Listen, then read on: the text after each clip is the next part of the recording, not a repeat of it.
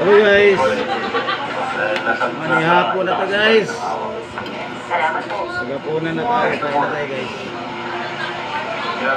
Punan natin guys. Ayan o, price conference. Tatatlo lang o.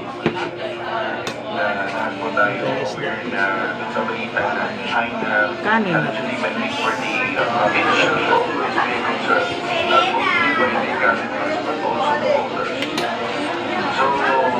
At this point, there is nothing I can see. Red flag will be as far as the public is concerned.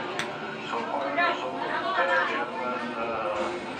seriously, I have seen this situation very well. So at this point,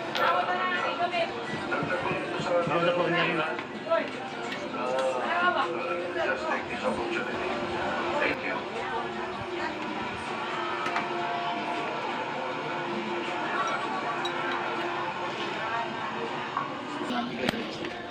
Kasi, in-endorse lang ng Iglesia ni Cristo galing sa Alyansa, si Senator Bong Revilla,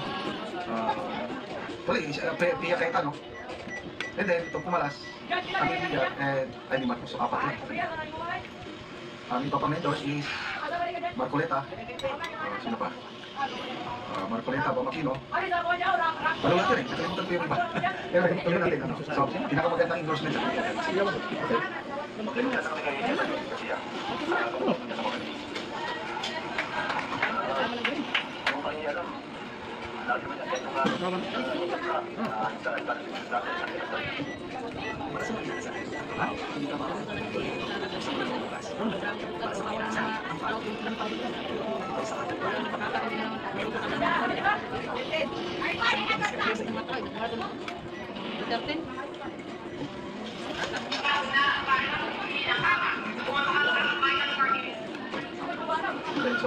Mike Kino.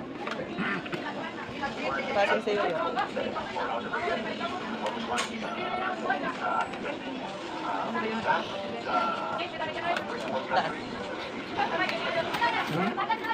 Ayoko naman tayo pa Can stand for first world countries. Ano ba ang administrasyon na yun? Kanino siya pumikit? Di ba? Pumikit sa US.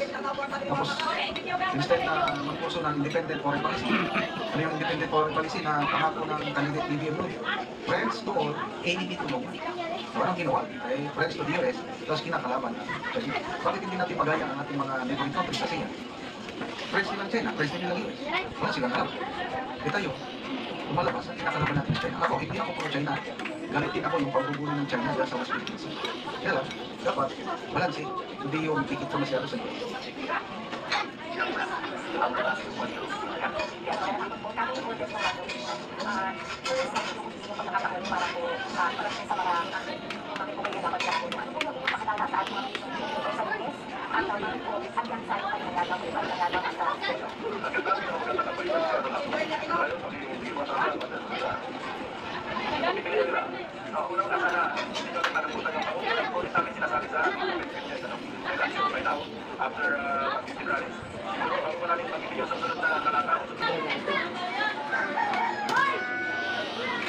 Bye-bye.